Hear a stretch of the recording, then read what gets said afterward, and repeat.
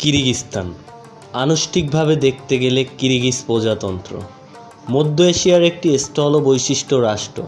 এর উত্তরে কাজাখস্তান, পূর্বে চীন, দক্ষিণে চীন ও তাজিকিস্তান এবং পশ্চিমে উজবেকিস্তান।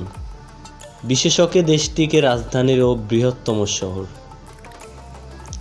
কিরগিজস্তানের জনসংখ্যার 90% মুসলিম।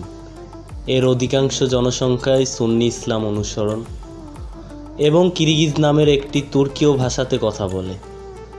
এরা কিরগিজস্তানের জনসংখ্যায় সংখ্যাগরিষ্ঠ অংশগ্রহণ করেছে। উজবেক ও রুশ জাতির লোকেরা এখানকার উল্লেখযোগ্য সংখ্যালঘু সম্প্রদায়। 1990 শতকের দিকে শেষে কিরগিজস্তান রুশ সাম্রাজ্যের অন্তর্গত হয়। 1924 সালে এটি সোভিয়েত ইউনিয়নের একটি স্বায়ত্তশাসিত অঞ্চলের মর্যাদা পায়। 1936 সালে এটিকে একটি সোভিয়েতের প্রজাতন্ত্রের মর্যাদা দেওয়া হয়েছিল। এটি তখন কিরগিজিয়া নামে পরিচিত ছিল। 1991 সালে দেশটি স্বাধীনতা লাভ করে এবং 1993 সালে নতুন সংবিধান পাশ করে। ধারণা করা হয়ে থাকে কিরগিজ শব্দটি তুর্কি শব্দ 40 থেকে এসেছে, যা মানুষের 40টি গোষ্ঠী সম্পর্কিত একজন কিংবদন্তি নায়ক, যিনি উইঘুরদের বিরুদ্ধে 40 আঞ্চলিক গোষ্ঠীকে একত্রিত করেছিল। আক্ষরিকভাবে দেখতে গেলে কিরগিজ অর্থটি আমরা 40। সেই সময়ে খ্রিস্টাব্দের 9ম শতাব্দীর প্রথম দিকে উইঘুররা মধ্য এশিয়ার কিরগিজস্তান সহ মঙ্গোলিয়া এবং আধুনিক রাশিয়া, চীনের কিছু অংশে আধিপত্য বিস্তার লাভ করেছিল। ফার্সি ভাষায় স্তান শব্দটি একটি প্রত্যয় যার অর্থ স্থান বা দেশ। কিরগিজস্তানের পতাকায় 40 রশ্মি সূর্যে দ্বারা সেই 40 উপজাতির মধ্যে সম্পর্ক এবং সূর্যের কেন্দ্রে গ্রাফিক্যাল উপাদানটি দ্বারা কঠোর মুকুটকে বোঝানো হয়েছিল, যাকে বলা হয় তুন্দুক, যা একটি ইউনিট, একটি বহনযোগ্য বাসস্থান।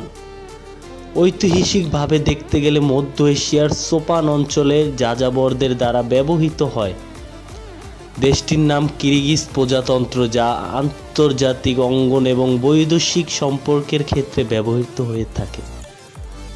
ইংরেজি ভাষাভাষী বিশ্বে কিরগিজস্তান বানামটি সাধারণত ব্যবহার হয় যখন এর পূর্ব নাম কিরগিজিয়া খুবই কম ব্যবহৃত হয়ে থাকত।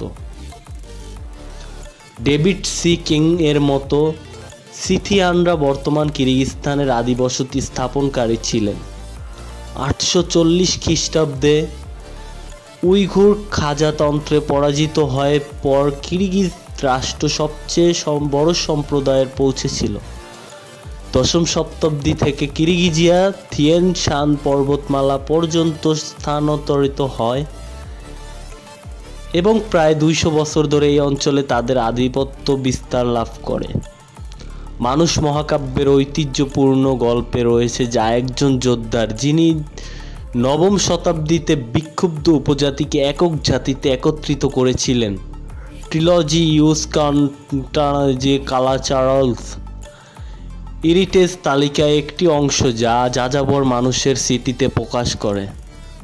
12শ শতাব্দীতে মঙ্গল সম্প্রদায়ের ফলে কিরগিজ আধিপত্য আইতাল পর্বতমালা এবং সায়ান পর্বতমালা সংকুচিত হয়েছিল।